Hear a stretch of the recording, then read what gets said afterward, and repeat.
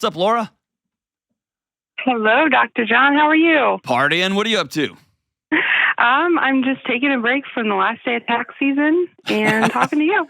Well, are you an accountant or are you? Yes. Oh, man. I'm surprised you can spare the 10 minutes. That's awesome. I feel honored. Yeah, I'm honored. Thanks. So what's up? How can I help? Okay, so basically, when my husband and I first started dating, I was not honest with him about my sexual history. And now we've been married almost 2 years. We have a 6-month-old, and I have still never told him the truth. And it's really starting to weigh on me, and I think it's affecting me emotionally, and I just don't know how to tell him. Yeah, secrets will kill, man. So, less important about your past, what has it been about your relationship with him that it's felt unsafe to say it out loud? I guess it really started with like his initial reaction when, back when we were dating. When he asked me, we was like maybe our third date, he asked me if, I guess, about my sexual history. And I was like, well, yeah, I have, without thinking. And just the look on his face looked like he'd been hit with a bat. And because you're somehow less than or not worthy of? It was less that and more, he was like, he was raised in a very, we're both believers in Christ now, but he was raised in a very Christian home, and it was like he was not expecting that from me at all. He didn't expect that. Because only those people do that. And right. He doesn't go on dates with those people, and here he was falling for somebody date 3. And you ruined it for him, Laura. And little did he know, right? That's how it felt, really. And I knew he would not have continued the relationship if I had told him the truth at that moment. And so I panicked and told him, like, one person, one time, it wasn't, and I was like, I felt so bad about it, which you didn't. And that's, I mean, now I did not at that point. Yeah. And I'm not getting onto you for that. So that's a really strange moment to find yourself, to have a baby girl, the most amazing thing in your life. Is your marriage good other than this big secret that's underneath it? Yeah, it's honestly wonderful. Okay. I mean, he's wonderful. Okay. So. And so you have this whole life but not for this lie that has grown underneath the foundation of our marriage. I don't have any of this stuff. I don't have my baby girl. I don't have him. I don't have this life I have. Yeah. Phew. Now listen, I don't normally say this, Laura, but you need to not tell anybody this happened and just bury this thing. I'm just kidding. You can't do that. Oh gosh. But it does sound like, whoa, man. All right, so play it out for me. You sit down and tell him, I can't keep this from you anymore. There's some stuff from my past you don't know, and lay it out exactly as you laid it out for me.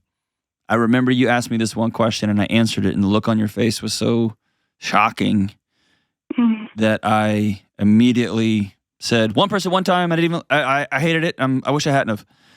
And actually it was more. What does he do? So I've been struggling with, I know obviously he's not going to leave me. But I think it'll do him I think it'll really do a number on him. And will the sex part do a number on him, or will the fact that his wife's lying to him about something that he valued significantly do something? I mean, it'll be the lie. But also, I think, he's very possessive. He's like a man, and that's stupid. I am too. And I think he'll see. Yeah. And by the way, even if let's get the nonsensical, you're mine, like that Beefcake McGee 2000 red pill nonsense. Even then, you weren't, quote unquote, you're not, by the way, but you weren't his before. Yeah. Right? Right. And so even if that nonsense holds true, it wasn't, you get what I'm saying? But Yeah. but people are going to react how they're going to react. Here's the deal. But the bottom line is, you have to have this conversation sooner rather than later. And I think any sort of hedging or any sort of trying to spin something, he'll feel it, and you will too. And so I think honesty, as you laid it out to me, is probably the cleanest and clearest way. Yeah. You asked me a question, I was a different person, and I immediately threw something out, and it's haunted me ever since. Yeah. And I love you, and I love our life together. Have you ever lied to him since? No. About anything? I don't think so. You would know, Maybe. Laura. Nothing big. Maybe like I don't know. I can't think of anything. No, I don't think I ever have. Okay. I think that's going to be the challenge. Is him feeling like I can't trust you, or this was something that really mattered to me, and you knew that, and we've gone on this long, right? And so I think he gets permission. He gets some time to be sad that his most important person in his life didn't tell him the truth. How long? Yeah. How long has this lie gone on? We dated for 4 years, married for 2. So 6 years. Yeah. Yeah. Okay. All right. I have to ask, how egregious is the other side? It's just, I mean, to me now, it's very egregious. You mean my past? Uh-huh. Is that what you're talking about? Yeah. Like 7 people from the age of 15 to 17. So. Okay. Yeah. You got to sit down and just have that conversation with him. Yeah. You're 15. Yeah. If you called me and said, hey, I stole a car and broke a window, and now I'm a homeowner and a car owner, and I realize that hurt somebody's property, and I wish I could go back and do that over, I would tell you, hey, you can't go back and do that over, and you're 15. Mm. You're 15. And if you were the daughter of my buddy, a close friend of mine, and he came to me and said, hey, my daughter's 17. I just found out she's been with 7 other people, and she is clearly, it's 7 people in 2 years, and she is scrambling for something, and I don't know what it is. The first thing I would do is sit down with a 17-year-old and say, hey, my name is John. You're okay here. Mm. I think the challenge moving forward is you hate 15 to 17-year-old you, and you can't. You got to make peace. Yeah. Okay? Yeah. 15 to 17-year-old too found herself in a mess. We're fair? Yeah. And I'm not just saying that's because of a number, right? No, yeah, you're very right.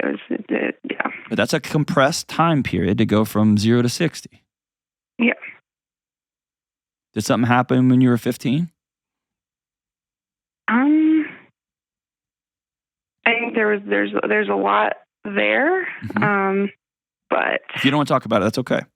No, I mean, my family left a very, very, very, very religious church.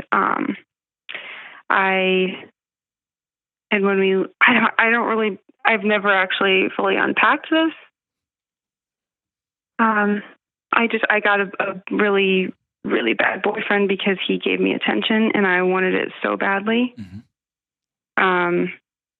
And it started there, I guess. Okay. I don't know why I wanted attention so badly. I still haven't. Hey, Laura, you're Yeah. 15. I know. All 15-year-olds want attention real, real bad. Yeah. Yeah. You know what I mean? Mm-hmm. Yeah. Before you talk to your husband, which needs to happen like ASAP, Yeah, I know. I want you to write 15-year-old Laura a letter and tell her you love her. I want you to tell that girl, that little 15-year-old girl, if you had been her mom, things would have been different. Mm. 'Okay. Okay? Okay. Because I want you to walk into this conversation with your husband with your head held high. Not that you're proud of your 15-year-old self, yada, yada, whatever. Your 15-year-old self sounds like she was trying to survive. But I don't want you to go in a divided self. There's part of me I hate. You've probably heard me say this. There's a reason we don't let 15-year-olds buy cigarettes and beer because they're 15. They don't make good choices. That's why they need adults in their life. Okay? Yeah. So I want you to forgive 15-year-old you, 17-year-old you.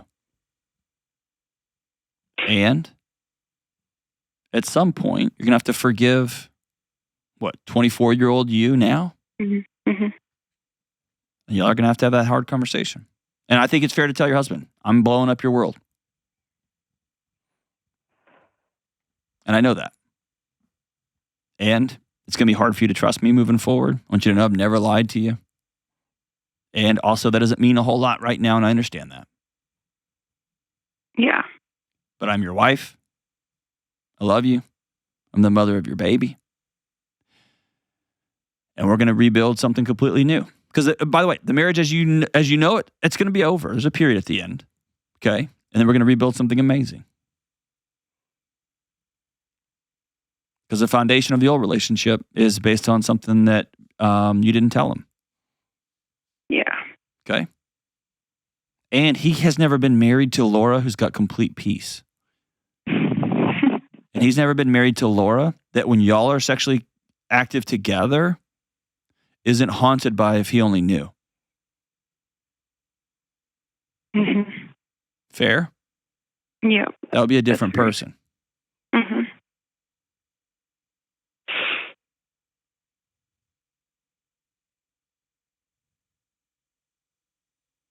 Are you safe having this conversation with him? Yes. Yeah. Okay. I think it's just a matter of being able to face what's on the other side for me. Okay. Yeah.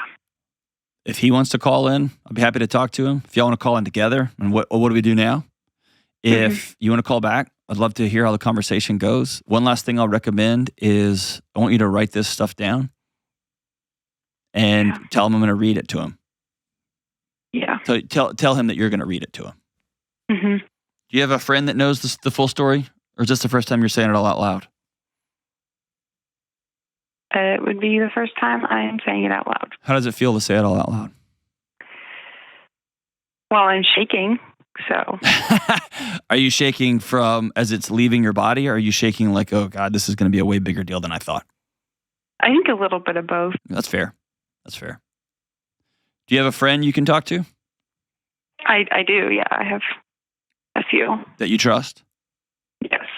Okay. Maybe, no, I was going to say maybe get them and run through it first, but I wouldn't do that. I think the honorable thing is to sit down with your husband. And then probably right after that, have a conversation with your two girlfriends. A few friends that you can say, hey, I just talked to my husband about this. Things are going to be shaky for a while as we relearn to reestablish trust with each other. And I also don't want you to discount this. When you met, how old were you when y'all met? 18. 17 going on 18. All right. So when you were 17, you popped off with a lie. No 17-year-old's ever done that, Laura, by the way. Jeez Louise.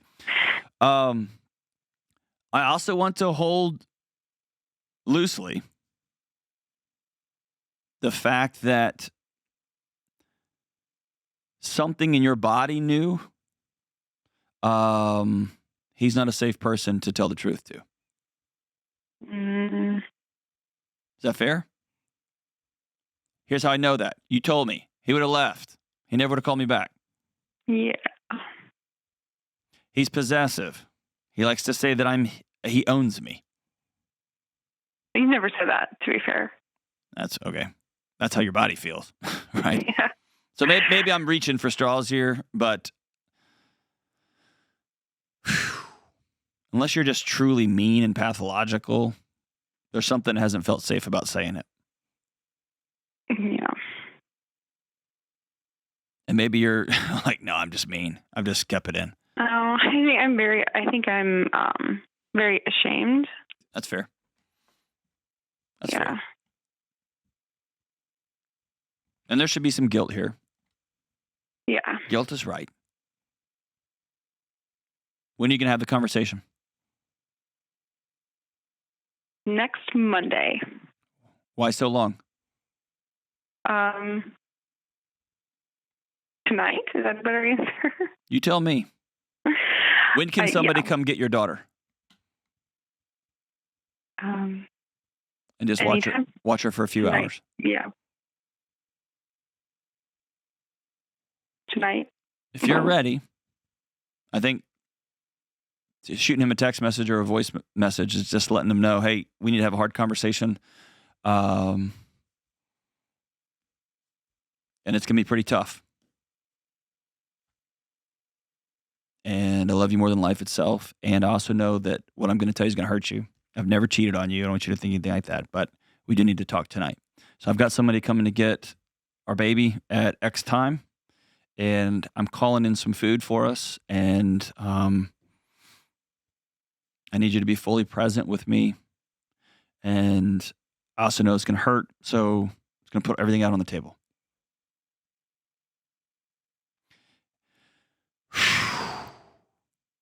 I want you to spend the rest of today or the next week. It's up to you whenever you do this. I don't want to force you to today. It may not be the best day, and you may not be ready. But it needs to happen soon. And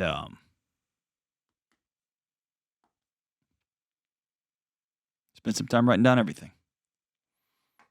And then call me back, let me know how it went. And